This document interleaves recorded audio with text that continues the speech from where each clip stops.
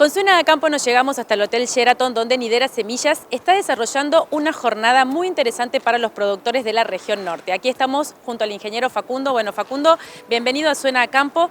Muy concurrida esta jornada. Sí, por suerte sí. Desde Nidera estamos organizando 4 talleres a nivel país. El de la región norte nos tocaba en Tucumán, por suerte con una alta concurrencia de nuestros clientes y también de productores que nos están empezando a conocer a través de nuestra Redin, que es nuestra red de distribución exclusiva que tenemos. En la región NOA tenemos 3 distribuidores, 2 en Salta y 1 en Tucumán, y estos últimos años han tenido un fuerte crecimiento impulsado por la nueva genética que tenemos tanto para el cultivo de maíz, para el cultivo de soja y todos los servicios que vamos sumando campaña a campaña, que hacen que los clientes y las personas que nos están empezando a conocer también nos empiecen a elegir cada vez más. Bien, mencionaste recién lo que es la red IN, una red muy importante. Contanos en detalle de qué se encarga, cómo funciona en cada zona. Sí, la de Redin es nuestra red de distribución exclusiva, solamente comercializa marca Nidera Semillas y está formada por técnicos en los cuales nosotros formamos con distintos talleres, los vamos capacitando para que no solamente estén en el proceso de venta de las semillas, sino también en el proceso de seguimiento del cultivo y hasta la cosecha. Y dependiendo del momento en el cual nosotros nos encontremos del año y del ciclo de cultivo, le ofrecemos a nuestro cliente, mediante nuestra red de distribución, distintos servicios para que puedan mejorar la experiencia de uso de nuestros productos, nuestros clientes. Bueno, ahí estuvimos chusmeando un poquito lo que son las redes sociales, por supuesto la página web, y dentro de lo que son los servicios que brinda Nidera tienen lo que es Nidera Vuela. Sí, Nidera Vuela es uno de los programas digitales que tenemos que se basa en la utilización de drones agrícolas para generar distintos tipos de información, ya sea del lote o del cultivo. Dependiendo del momento del año en el cual nosotros nos encontremos, el tipo de informe que nos permite realizar, podemos realizar informes de altimetría de nuestro lote, informe de cobertura de malezas que nos permite generar un archivo para hacer aplicaciones dirigidas de herbicidas, y después uno de los informes que más estamos utilizando últimamente, que son los informes de calidad de siembra, que se realizan en estadio inicial del cultivo, que nos dan los valores de densidad y coeficientes de variación tanto de distanciamiento como de cobertura de nuestro lote, y nos permite ajustar prácticas de manejo para la campaña siguiente si tuvimos alguno de estos parámetros por debajo de los estándares que estábamos exigiendo desde la empresa. Bien, ¿y cuál ha sido la recepción de los productores? Los productores se animan, más que nada en el norte, por supuesto, ¿no? Hablando de todo el norte, si se animan a este tipo de sistemas que ustedes van incorporando, si se animan a toda esta tecnología. Sí, hace 3 años empezó nuestra red de distribución con un solo dron, uno de los distribuidores, después se fueron sumando los otros distribuidores y actualmente poseen entre 2 y 3 drones cada distribuidor para salir a brindar el servicio a los clientes. Bien, y puntualmente de lo que se estuvo presentando en esta jornada en cuanto a los productos, ¿cuáles han sido? Sí, en soja tenemos 2 lanzamientos con tecnología intacta, que son 6212 y 7922 lanzamientos, y en maíz estuvimos haciendo foco en 7818 y 7921 Viptera 3, que es el híbrido de punta que estaríamos posicionando para la región norte. Bien, y nuevamente te hago la misma pregunta, que es el tema de cómo han recepcionado los productores y si se van a animar a este tipo de semillas. Sí, año a año va aumentando la superficie de maíz sembrado con nuestros productos. Por suerte esta última campaña y la próxima venidera también hemos agotado los productos de maíz, así que bueno, muy contentos los productores con la performance de nuestros materiales y cada vez son recibidos de mejor manera. Bien, y otro de los servicios es el sistema de manejo variable que tiene presente Nidera. Sí, correcto. El sistema de manejo variable es una herramienta que lo que me permite hacer es identificar distintos ambientes dentro de nuestro lote y en función de la potencialidad de cada ambiente hacer un uso variable de semilla y de fertilizante. Lo que nosotros buscamos con este tipo de herramientas es en los peores ambientes estabilizar los pisos de rendimiento, en los mejores ambientes aumentar los rendimientos, los techos de rendimiento, y de esta manera los promedios de lotes que sean cada vez mayor. Bien, perfecto. Bueno, no queda más que recordarle a todos los productores dónde pueden encontrarlos y cómo hacer contacto con ustedes. Sí, pueden ingresar a nuestra página web www.niderasemillas.com y ahí van a encontrar el contacto de nuestra red de distribución. Muchísimas gracias. No, por favor, gracias a ustedes. Seguimos disfrutando de esta jornada de Nidera y en estos momentos estamos junto a la ingeniera Claudia, que ha tratado uno de los temas más importantes, podemos decir, que tiene que ver con ecofisiología. Bueno, ingeniera, bienvenida a Suena Campo. Hola, bueno, muchísimas gracias en general a todos por esta invitación a venir a hablar sobre bases ecofisiológicas del maíz para el NOA, ¿no? Bueno, qué importante que es este tema y podemos decir que Bueno, nos hemos quedado hasta el último de la charla, donde los productores han empezado a contar sus experiencias. Ha sido bien recepcionado por los productores, ¿no?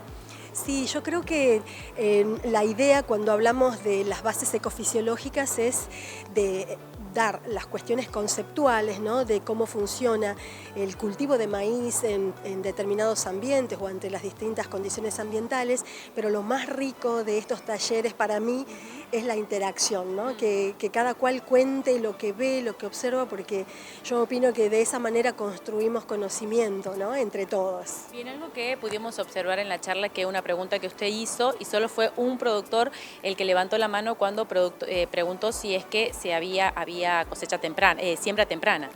Claro, exactamente. Cuando miramos toda la Argentina, vemos que el maíz se puede sembrar muy tempranamente y también tardíamente, ¿no? Y un poco discutíamos el por qué o qué cosas deberíamos tener en cuenta, ¿no? Para el caso de planteos de fechas de siembras tempranas, un factor muy importante es el agua disponible en suelo, ¿sí? Y planificar bien la fecha para que el periodo crítico, o sea, el momento cuando se define el número de granos, que está centrado en la floración, ocurra con ambientes lo más benévolos posible, en donde haya agua disponible y no haya tanto estrés térmico. Entonces esa condición de agua disponible y poco estrés térmico es una condición no tan fácil de encontrar en el maíz en secano, por ejemplo en Córdoba o también acá en el norte, ¿no? Entonces por eso es que ha habido un cambio en la fecha de siembra de maíz hacia fechas más tardías, ya en diciembre, porque realmente ese cambio en la estrategia de manejo hace que el cultivo necesite o dependa menos del agua inicial en suelo y dependa más de la época de lluvias, ¿no? Y realmente ese cambio en el manejo ha implicado una gran estabilidad en los rendimientos en todas las zonas, por ejemplo, semiáridas del centro como Córdoba, también incluso en algunas localidades del sur de Buenos Aires y por supuesto para Tucumán, Santiago y Salta, que tienen una amplia experiencia en la fecha de siembra tardía, ¿no? Bien, y otra de las cosas de las que también se hizo mención tiene que ver con la rotación, con los cultivos con los que se rota el maíz. ¿Cuáles han sido los resultados o cómo se ha visto en este último tiempo? Sí, bueno, en primer lugar, el maíz es una especie súper importante en la rotación porque al ser gramínea, al tener tanto aporte de materia seca, contribuye muchísimo a lo que es la fertilidad de los suelos, ¿no? La fertilidad física, química, estructural de los suelos. Entonces, esa gramínea es muy importante en la rotación. Por ahí en el norte, digamos, es como el antecesor de otras especies como poroto, por ejemplo. No es como el cultivo principal. En cambio, en Córdoba es al revés. En Córdoba es el cultivo principal y los antecesores pueden ser diversos, ¿no? Pero lo importante de esto es ver al cultivo de maíz en el concepto de sistema, ¿no? Entonces en el concepto de cultivos a lo largo del tiempo dentro de lo que es la rotación, y cuando hablábamos de los procesos que definen el rendimiento del maíz, hablábamos mucho de la importancia del cultivo antecesor en cuanto a los recursos que deja ese cultivo antecesor para el maíz, ¿no? Por ejemplo, si hiciéramos un cultivo antecesor que es muy demandante en nitrógeno o se consume muchísimo el agua, comprometemos de alguna manera la condición inicial para el maíz tardío, ¿no? Entonces hablamos mucho sobre eso, cómo impactan sobre la economía del agua, cómo impactan también sobre la economía del nitrógeno, y hablábamos de la importancia de conocer eso para hacer el mejor manejo posible, ¿no? Cuando vemos los cultivos que ocupan todo el año, o sea, ya más a un concepto de sistema, realmente es la forma de maximizar productividad, de maximizar la captura de la radiación solar, de aprovechar el agua en todas las regiones, ¿no? Entonces es importante de ver las dos cosas en forma conjunta. Bien, y sabiendo de que hoy en esta jornada de Nidera, desde la empresa han estado presentando lo que son las nuevas variedades de semilla, tanto para soja como para maíz, ¿cuál es la visión que usted tiene de la presentación de estos nuevos productos? Bueno, lo que es muy interesante es cómo las empresas caracterizan a todos sus materiales, entonces nos dan información sobre, por ejemplo, el tiempo térmico hacia la floración, lo que tiene que ver con la longitud de los ciclos. Entonces con esa información podemos hacer un mejor cálculo de cuándo va a ocurrir la fecha de floración. Esa información es importante.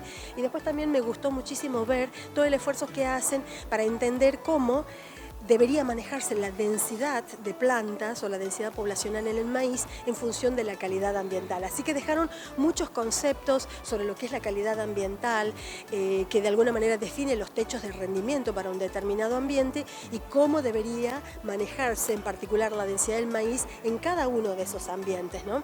Entonces eso suma un conocimiento colectivo y generalizado sobre la importancia de conocer el ambiente antes a la hora de definir el manejo del maíz, ¿no? Y cuando hablamos de ambiente, no solamente hablamos de lluvias, sino también hablamos de temperatura, hablamos de profundidad de suelos. No es lo mismo un manejo de maíz en suelos profundos o bien estructurados que en suelos más compactos, en donde hay, por ejemplo, presencia de una tosca o presencia de arena. Entonces, son calidades ambientales distintas y el maíz responde a esa calidad ambiental. Entonces, está bueno que las empresas nos den información sobre esos comportamientos porque ayudan con esa información a manejar mejor cada híbrido, ¿no? Bien, y también tenemos que decir, ingeniera, que qué importante es que las empresas decidan realizar este tipo de jornadas, porque recién en el break, charlando con algunos de los productores, mencionaban y decían que les había parecido muy importante la charla que había dado, más allá de parecerles importante, que les había servido. Hay muchos productores que todo este tipo de cosas y detalles lo pasan por alto en sus producciones.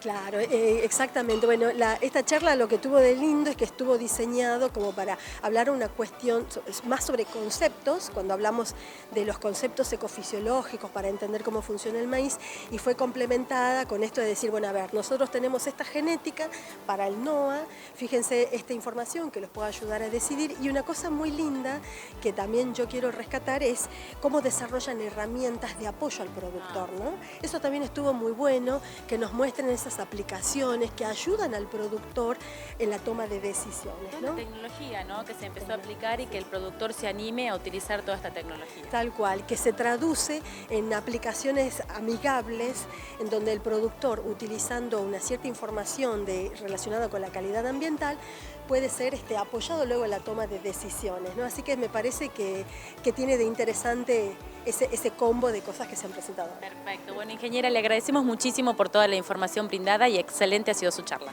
Bueno, muchísimas gracias a ustedes. La verdad es que disfruté muchísimo el encuentro acá con ustedes y con los tucumanos.